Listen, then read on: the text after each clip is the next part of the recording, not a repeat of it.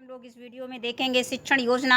इसमें सबसे पहले कलांश रहेगा। कलांश में 4 कॉलम रहेंगे। पहला कॉलम रहेगा दिनांक, दूसरा है कक्षा, तीसरा है विषय और चौथा है समय। कक्षा 2 विषय कलरो हिंदी और तीसरा समय। समय में 35 से 40 मिनट। पहली हेडिंग रहेगी लर्निंग आउटकम। बच्चे कविता का सस्वर वाचन हाव भाव के साथ करते हैं।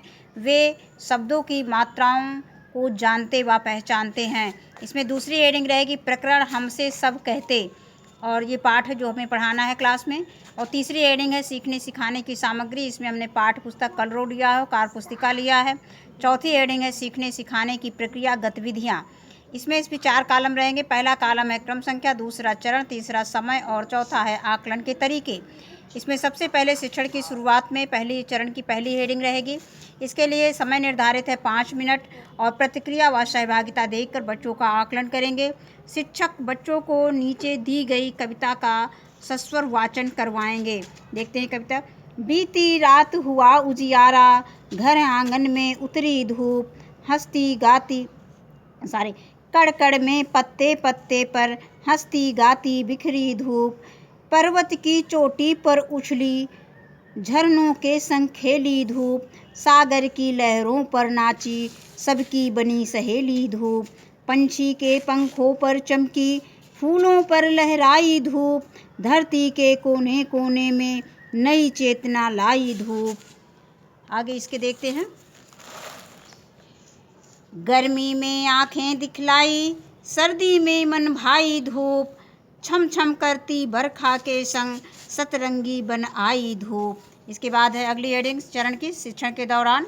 इसके लिए समय निर्धारित है 20 से 25 मिनट। प्रतिक्रिया और सहभागिता देखकर बच्चों का आकलन करेंगे।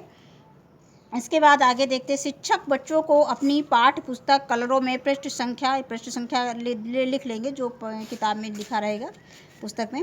पाठ 20 हमसे सब कहते नामक पाठ खोलने को कहेंगे।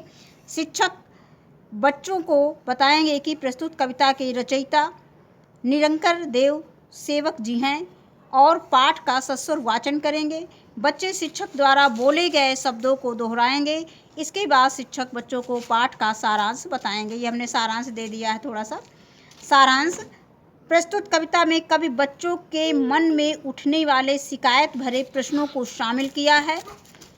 इस कविता में बच्चों की शिकायत है कि जब हम घर, स्कूल या बाहर गलत काम करते हैं तो हमें टोका जाता है, लेकिन अगर सूर्य, बादल, चंद्रमा आदि को तो कभी कोई किसी बात के लिए कुछ नहीं कहता, हम सब हमसे ही क्यों कहते हैं। ये बच्चों की शिकायत है, इसी के बारे में कवि ने इसमें बताया है।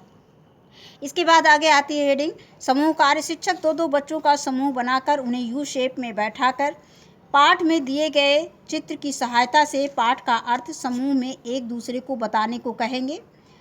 और इसके बाद अगली हेडिंग आती है शिक्षण के बाद में। इसके लिए है समय निर्धारित 10 मिनट और प्रश्नोत्तर द्वारा बच्चों का आकलन करेंगे। शिक्षक पाठ से संबंधित प्रश्न बच्चों से पूछेंगे। आगे देखेंगे प्रश्न। इसमें हमने कुछ प्रश्न लिए हैं। अगर तुम्हें इस कविता का नाम बदलने के लिए कहा जाए तो तुम क्या नाम रखोगे? बच्चे बताएंगे सोच के। दूसरा प्रश्न हमने लिया है निम्न शब्दों को और किस नाम से जानोगे? बच्चों से पूछेंगे। जैसे सूर्य को और किस नाम से? बच्चे बताएंगे सूरज, जो भी उनको जानकारी। चांद को चंद्रमा, पानी को जल, पेड़ को वृक्ष और हवा को बयार, हवा जो भी कहते होंगे, वायु, ये भी वो बताएंगे। इसके बाद तीसरा प्रश्न हमने लिया है कि निम्न हमें क्या देता है? जैसे सूरज हमें क्या देता है, बच्चों से पूछना है। बादल हमें क्या देता है? ये प्रश्न बच्चों से कर सकते हैं कविता के द्वारा।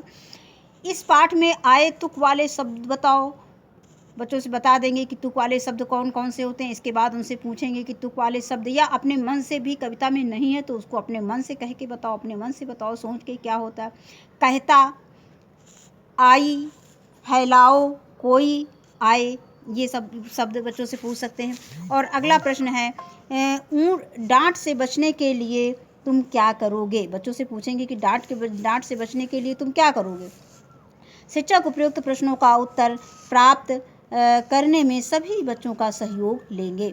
इसके बाद आगे हेडिंग आती है 5वीं हेडिंग प्रदत्त कार्य, गृह कार्य और असाइनमेंट। शिक्षक बच्चों को कलरो कार्य पुस्तिका में पेज संख्या 83 पर बने चित्र में रंग भर कर घर से लाने को कहेंगे। इसके बाद अगली हेडिंग आती है शिक्षक की आगामी कार्य योजना। शिक्षक कक्षा शिक्षण के दौरान बच्चों के आकलन व फीडबैक के दौरान कक्षा में आई कठिनाइयों को देखते हुए शिक्षक आगामी कार्य योजना का निर्माण करेंगे। धन्यवाद।